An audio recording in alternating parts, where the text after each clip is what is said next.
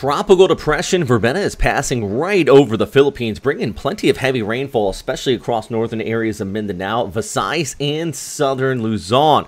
This all thanks to this area organizing over the last 24 hours, still interacting with the northeast monsoon. So a lot of people are asking me about, the low-level center, and granted, most major storms, you want to pay attention to the inner core of the tropical system, as we see here on the track. But with this one, it's this broader circulation. In fact, the low-level center, which is now passing over Leyte and Samar, basically right over Tacloban when I'm recording this on Monday evening, is not where the heaviest of the rain is. It is mostly north of the low-level center there. We did see heavy rain earlier in Leyte and Samar. In fact, that's where this video is out of, in Leyte here, southern Leyte, St. Bernard, where they've been looking at some flash flooding, and this is the case across a good portion of this area. You have heavy rain continuing to come down, but back to my point, it's not so much the low-level center, it's this broad circulation and the interaction with the northeast monsoon. As we've said for a few days now, you get this high-pressure ridge coming in from the north. You got the shear line set up in northeastern Luzon. That's why you have that dark purple across parts of Cagayan and Isabela. And then you also got a heavy rainfall for parts of the Bicol region, because as that center tracks towards our south, you get that squeeze in the moisture coming together, and you can see where the shear line is going to continue to bring that heavy precipitation combined with our tropical system. Now, with that said, you're going to get the heavy rain. As this moves over the Sulu Sea, though, it can wrap up a bit more, and that's going to bring some pretty decent precip around Coron over towards northern areas of Palawan, El Nido, for example.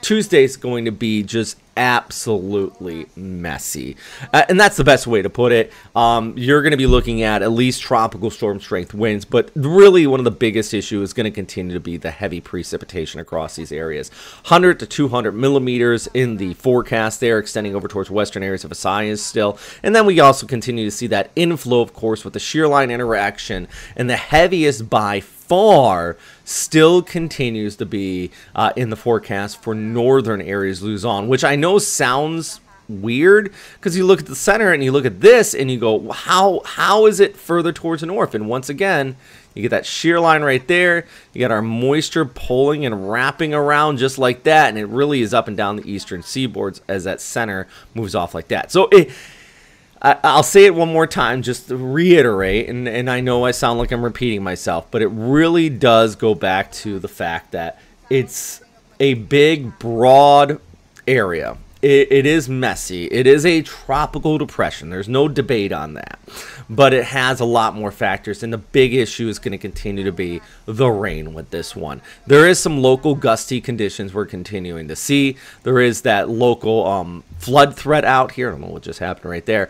But it's more about the I'm trying to get rid of the those circles on the screen. There we go. Well, that didn't really help. It's more about the heavy rainfall that we're seeing with this. So let's take a look. Actually, here's what the ECMWF guidance showing our low-level center. Pass rate over Cebu, which Cebu, by the way, is still going to see 50, 100, 150 millimeters of rain in areas that are still recovering from Tino. And that's the other half of this coin.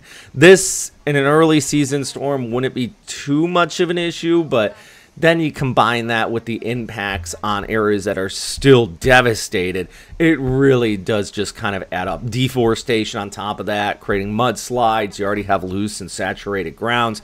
These are all issues that are they're just problematic. Meanwhile, by the way, as this moves towards the west, could become a severe tropical storm or even a typhoon off the east coast of Vietnam before stalling out and slowly coming on shore by Friday for our friends out here in southeastern Vietnam, where they have been continuing to see serious flooding from previous monsoonal surges. So here's another look. You see how it tracks towards the west, and then you have that shear line set up continuing. So Tuesday and the Wednesday, it's kind of the time frame. Here's Monday, Tuesday, and then we go over towards Wednesday right about there, and then this is by Thursday. So it improves for Visayas through midweek, but we still continue to see the shear line set up for northern areas of Luzon, kind of the tail behind this. And then by Friday, right in here, you see it approaches Vietnam. And I try to put that timeline in there so you can kind of get an idea of the stages of events here. Heavy rain right now across a good portion of the Philippines. Then you see it move off towards the west, but that tail and the shear line continues to set up on the backside still bringing additional areas of precipitation with it. Here's a look at that cold surge coming in from the north. That's going to kind of stall this out, and that also combined with our system really making the West Philippine Sea a breeding ground for some monster waves. Actually, it could be spots 3 to 6, maybe even 7 meters high out there. So any shipping in that area, it's absolutely going to be just a mess. So yeah, not looking good. Anyways, obviously, a good portion of the Philippines looking at thunderstorms here on our Tuesday. Should have the flyover for Palawan. You guys are also obviously going to be looking at some pretty decent rainfall with this. And yeah, local flooding, local mudslides, and just sloppy here throughout the rest of our Monday into Tuesday from Visayas, southern areas of Luzon, over towards Palawan, where you could be looking at that local heavy precipitation, local gusty winds in squalls, but not so much typhoon strength winds. So the good news with that, it comes in waves, but it won't be long lasting. The big thing I still continue to say is that flood threat. So make sure you're prepared to evacuate if you are ordered to.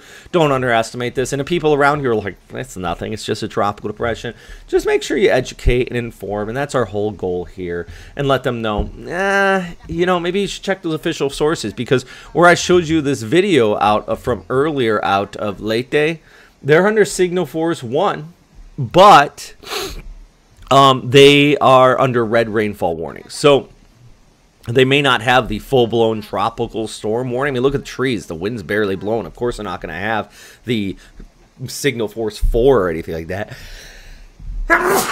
Oh, my goodness. Bless me. Whew. I'm keeping that in. I don't feel like starting over the recording. But they're not going to have signal force 4 in here or anything like that. But they are going to have the red rainfall warning. So make sure you know and understand the difference between those different scenarios. I think that's one of the things I want to really stress here always. These weaker storms can have devastating impacts in the flood side of things, even though it is just a tropical depression and not very impressive to look at on satellite, nor does it bring heavy or high winds. It brings that heavy rainfall. So yeah, by the way, just a big shout out to all our Patreon members. I just want to cover that real quick. One reason why we don't do clickbait is because we have your support here on Patreon. I know that sounds silly, but you get a lot of those people that put out those AI fantasy maps. Somebody said just a moment ago, I was reading the comments, that I was whining about that. Not whining, but I do get a lot of your questions, so I'm addressing it.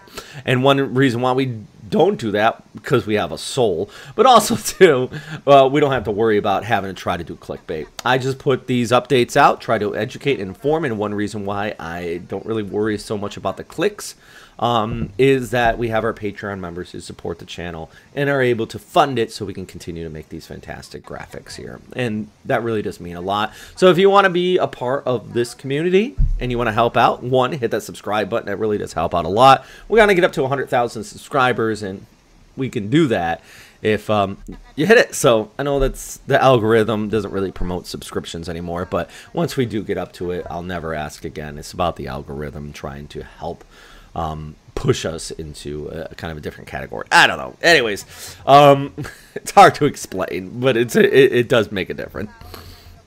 If you have any other questions, though, please let me know.